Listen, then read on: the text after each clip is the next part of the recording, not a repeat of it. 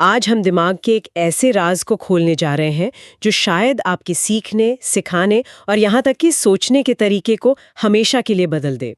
हमारे पास Takshashila research page से शिव नारायण के 2 लेख हैं और हमारा आज का मिशन है उस एक जैविक शॉर्टकट को ढूंढना जिसे हम सब सीखने की प्रक्रिया में शायद नजरअंदाज कर देते हैं। बिल्कुल। और ये लेख एक बहुत ही मजेदार और थोड़ा चौंकाने वाला विचार पेश करते हैं। वो ये कि हम जो कुछ भी सीखते हैं वो इस बात पर उतना निर्भर नहीं करता कि हम क्या सीख रहे हैं, बल्कि इस पर ज्यादा निर्भर करता है कि हम कहाँ सीख रहे हैं। कहाँ सीख रहे हैं? हाँ, मतलब सीखना सिर्फ दिमागी कसरत नहीं है, ये एक तरह की यात्रा है। इन लेखों का सार ये है, नई जगहें हमारे दिमाग को नए कनेक्शंस बनाने पर, मतलब रीवायर होने पर मजबूर करती हैं। अच्छा।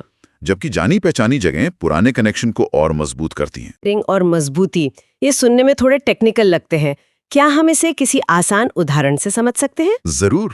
सोचिए, आप पहली बार कोई नई वीडियो गेम खेलना शुरू करते हैं। आपको कंट्रोल याद नहीं रहते, आप बार बार गलत बटन दबाते हैं और आपको स्क्रीन पर पूरा ध्यान लगाना पड़ता है। ये है रीवायरिंग। हाँ, ये तो बिल्कुल होता है।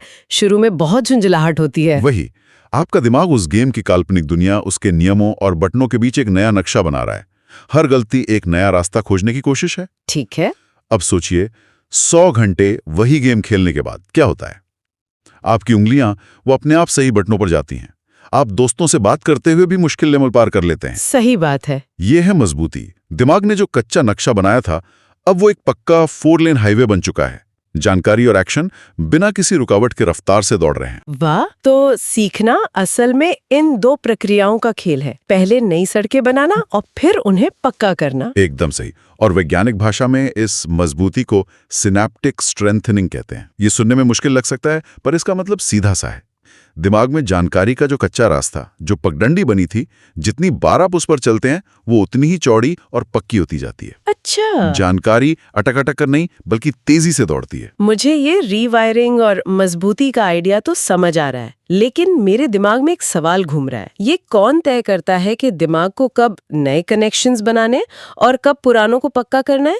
क्या ये इस पर निर्भर करता है कि काम कितना मुश्किल है? ये एक आम धारणा है, लेकिन इन लेखों के अनुसार जवाब नहीं है। नहीं। हैरानी की बात यह है कि दिमाग का मोड काम की मुश्किल से ज्यादा जगह पर निर्भर करता है, और यही इन लेखों का सबसे बड़ा और सबसे क्रांतिकारी विचार है। 1 मिनट, क्या मतलब? आप कह रहे हैं कि मैं कोई मुश्किल काम कर रही हूँ या आसान, इससे फर्क नहीं पड़ता। फर्क इस बात से पड़ता है कि मैं वो काम कहाँ कर रही हूँ। हाँ, काफी हद तक। जब भी हम किसी नई अनजानी जगह में कदम रखते हैं तो हमारे दिमाग का एक हिस्सा, जिसे हिप्पोकैम्पस कहते हैं, हिप्पोकैम्पस। हाँ, वो सक्रिय हो जाता है। आप हिप्पोकैम्पस को दिमाग का अपना गूगल मैप समझ सकते हैं। Google maps? हाँ। अच्छा। इसका काम ही जगहों का नक्शा बनाना और याद रखना है। नई जगह पर पहुंचते ही ये सिस्टम एक तरह से रीबूट हो जाता है। दिमाग को सिग्नल मिलता है, सावधान, पुराने नक्शे यहाँ काम नहीं करेंगे, हर चीज को स्कैन करो और एक नया नक्शा बनाओ। यही अनिश्चितता रीवायरिंग को चालू कर देती है। तो ये एक तरह का सर्वाइवल मैकेनिज्म है। दिमाग को लगता है कि नई जगह खतरनाक हो सकती है, इसलिए वो ज्यादा चौकन्ना हो जाता है और नई जानकारी के लिए खुल जाता है। बिल्कुल। दिमाग के लिए जगह की जानकारी सबसे पहली प्राथमिकता है।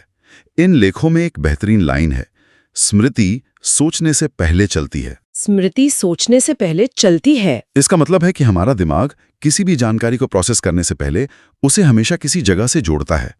आप याद करने की कोशिश कीजिए, आपकी ज्यादातर मजबूत यादें किसी ना किसी जगह से जुड़ी होंगी। हाँ बिल्कुल, स्कूल का पहला दिन, कोई खास छुट्टी, वो कैफे जहाँ पहली बार मिले थे। एग्जैक्टली। यादें जगहों से बंधी होती हैं। वाह, मतलब यादें सिर्फ जानकारी नहीं है, वो एक तरह की लोकेशन फाइल्स हैं।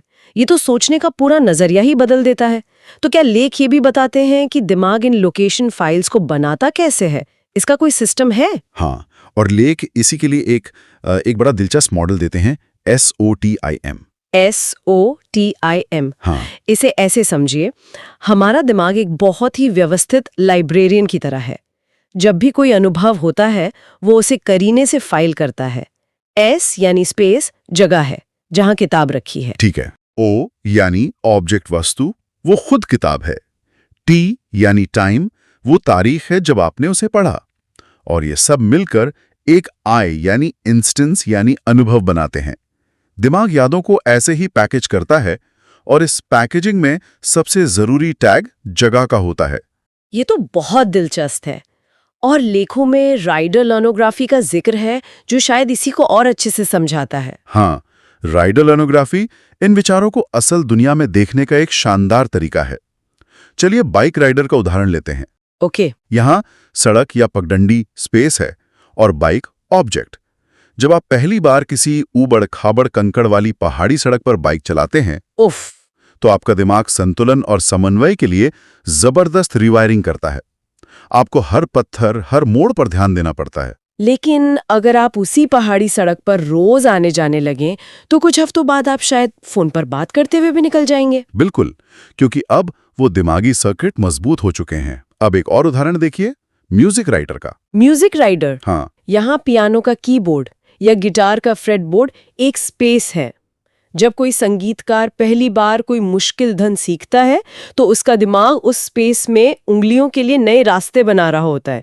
बार बार अभ्यास से वो रास्ते इतने मजबूत हो जाते हैं कि उंगलियां अपने आप सही सुरों पर नाचने लगती हैं। मुझे तो अपने स्कूल के दिन याद आ गए। गणित की क्लास हमेशा उसी एक कमरे में होती थी और मुझे कैलकुलस से नफरत थी। शायद समस्या मुझ में नहीं, उस कमरे की बोरियत में थी जो कभी नहीं बदला। आप मजाक में कह रहे हैं, लेकिन इन लेखों के हिसाब से आपकी बात में बहुत सच्चाई है। सच में? हाँ। लेखक मैथ राइडर का भी उदाहरण देते हैं। उनके लिए नंबर लाइन, ग्राफ या समीकरण भी एक अमूर्त स्पेस है। जब कोई छात्र पहली बार कैलकुलस के संपर्क में आता है, तो वो एक बिल्कुल नए गणितीय स्पेस में घुस रहा होता है। दिमाग को रिवायर होना पड़ता है, इसीलिए वो इतना मुश्किल और थकाने वाला लगता है। और हमारी शिक्षा प्रणाली क्या करती है? वो उसी एक क्लासरूम में उसी एक तरीके से बार बार सवाल हल करवाकर उस रास्ते को मजबूत करने की कोशिश करती है। रुकिए, तो क्या इसका मतलब ये हुआ कि हमारी पूरी शिक्षा प्रणाली, जो एक ही क्लासरूम में बैठ के रटने पर जोर देती है, वो असल में हमें सिर्फ मजबूत बना रही है, रिवायर नहीं कर रही? ये तो ऐसा है जैसे हम छात्रों को एक ही सड़क पर बार बार गाड़ी चलाना सिखा रहे हैं और फिर हैरान हो रहे हैं कि वो नए शहर में रास्ता क्यों भटक जाते हैं। आपने बिल्कुल सही नब्ज पकड़ी है। यही इन लेखों की सबसे बड़ी आलोचना है। पारंपरिक क्लासरूम एक ही स्थिर जगह में दोहराव पर जोर देते हैं। नतीजा, गहरी समझ के बिना मजबूत आदतें। छात्र परीक्षा में तो अच्छे नंबर ले आते हैं क्योंकि उन्होंने एक ही तरह के सवालों को एक ही माहौल में 100 बार हल किया है। लेकिन जैसे ही उन्हें वही ज्ञान असल दुनिया में किसी नई जगह पर इस्तेमाल करने के लिए कहा जाता है, वे संघर्ष करते हैं। दिमाग को कभी रीवायर होने का मौका ही नहीं मिला, सिर्फ मजबूत होने का मिला। बिल्कुल। तो जो मेहनत, जो संघर्ष हमें कुछ नया सीखते वक्त महसूस होता है, वो असल में बुरा नहीं है। हम तो हमेशा सोचते हैं कि अगर कुछ मुश्किल लग रहा है तो मतलब हम कहीं गलती कर रहे हैं। और यही हमारी सबसे बड़ी गलतफहमी है। ये लेख कहते हैं कि वो दिमागी मेहनत, वो उलझन, वो संघर्ष, वो विफलता का नहीं, बल्कि गहरी शिक्षा के सक्रिय होने का संकेत है। अच्छा। वो इस बात का सबूत है कि आपका दिमाग नए कनेक्शन बना रहा है, रीवायर हो रहा है। आसानी और सहजता का एहसास तो रीवायरिंग और मजबूती की प्रक्रिया पूरी होने के बाद आता है, शुरुआत में नहीं। ये तो सचमुच सोचने का पूरा तरीका बदल देने वाली बात है। तो ये हमारे उस मिशन पे वापस आता है, सीखने का जैविक शॉर्टकट। अगर ये सिद्धांत सही है तो हम इनका फायदा कैसे उठा सकते हैं? लेख एक बहुत ही सीधा साधा क्रम सुझाते हैं। स्पेस पहले, अभ्यास बाद में। स्पेस पहले, अभ्यास बाद में। इसका मतलब है किसी को कुछ भी नया सिखाने से पहले उसे उस नई जगह में खुलकर घूमने, गलतियां करने और उसे एक्सप्लोर करने का मौका दें। रीवायरिंग को अपना काम करने दें। एक बार दिमाग उस नए माहौल का नक्शा बना ले, उसके बाद अभ्यास और दोहराव के जरिए उन नए बने रास्तों को मजबूत करें। उदाहरण के लिए, अगर किसी को कोडिंग सिखानी है, तो उसे सीधे सिंटैक्स की किताब थमाने के बजाय पहले उसे एक छोटा मजेदार प्रोजेक्ट बनाने के स्पेस में डाल दें। सही है। उसे कोड तोड़ने जोड़ने दें, गलतियां करने दें। जब वो उस स्पेस से परिचित हो जाएगा, तब नियम और सिंटैक्स समझाना ज्यादा असरदार होगा। बिल्कुल। और इसका असर सिर्फ कक्षाओं तक सीमित नहीं है। ये कॉर्पोरेट ट्रेनिंग, नई स्किल सीखने और यहाँ तक कि नवाचार पर भी लागू होता है। इन लेखों के मुताबिक नवाचार या इनोवेशन अक्सर तब होता है जब कोई जाना पहचाना काम किसी नई जगह पर किया जाता है, या कोई नया काम किसी जानी पहचानी जगह पर। हाँ, दोनों ही सूरतों में दिमाग अपने ऑटो पायलट मोड से बाहर आ जाता है। लेकिन रुकिए, कई लोग तो कहते हैं कि रचनात्मकता के लिए एक रूटीन और एक जानी पहचानी जगह, जैसे किसी लेखक का अपना स्टडी रूम, बहुत जरूरी है। क्या यह थ्योरी उस बात को पूरी तरह खारिज करती है? ये बहुत अच्छा सवाल है और ये दिखाता है कि दोनों मोड कितने जरूरी हैं। लेखों के अनुसार दोनों की अपनी जगह है। जानी पहचानी जगह मजबूती के लिए बेहतरीन है। अच्छा। मतलब किसी अधूरे आइडिया को रिफाइन करने, उसे पूरा लिखने या उस पर मेहनत करने के लिए। उस स्टडी रूम में लेखक का दिमाग ऑप्टिमाइज्ड मोड में होता है। लेकिन एकदम नए आइडिया के जन्म के लिए अक्सर एक नई जगह का झटका जरूरी होता है, जो दिमाग को उसके पुराने पैटर्न से बाहर निकाल सके। शायद इसीलिए बहुत से लेखक कहते हैं कि उन्हें बेहतरीन आइडिया अपने स्टडी रूम में नहीं, बल्कि टहलते हुए या किसी कैफे में बैठे हुए आते हैं। अच्छा, तो ये और का मामला है या का नहीं? आपको रीवायरिंग के लिए नई जगहें चाहिए और मजबूती के लिए पुरानी। आपने इसे खूबसूरती से सारांशित किया है। एक के बिना दूसरा अधूरा है। सिर्फ रीवायरिंग से आप बहुत कुछ शुरू तो करेंगे, पर कभी किसी चीज में माहिर नहीं बन पाएंगे। और सिर्फ मजबूती से आप एक ही काम में बहुत कुशल तो हो जाएंगे, पर कुछ नया नहीं सोच पाएंगे। तो कुल मिलाकर आज की हमारी इस पड़ताल से ये साफ है कि दिमाग सीखने के लिए एक दोहरी व्यवस्था का इस्तेमाल करता है। नई और अनजानी जगहें हमें रीवायर करती हैं, नए रास्ते बनाती हैं। और जानी पहचानी जगहें उन रास्तों को अभ्यास के जरिए हाईवे में बदल देती हैं, जिसे हम मजबूती कहते हैं। बिल्कुल।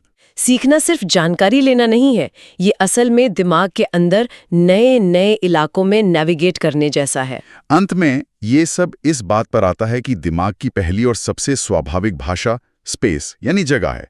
हमारा दिमाग शब्दों या अवधारणाओं से पहले जगहों, नक्शों और दूरियों को समझता है। सही बात है। इसलिए अगर हम सच में असरदार ढंग से सीखना या सिखाना चाहते हैं, तो हमें सिर्फ अच्छी सामग्री बनाने पर नहीं, बल्कि सीखने के लिए सही माहौल और जगह डिजाइन करने पर ध्यान देना होगा। सीखने की जगह एक निष्क्रिय पृष्ठभूमि नहीं, बल्कि सीखने की प्रक्रिया का एक सक्रिय हिस्सा है। आज की चर्चा से एक विचार साथ ले जाने के लिए स्रोत कहते हैं, स्मृति सोचने से पहले चलती है। जरा इस पर गौर कीजिए।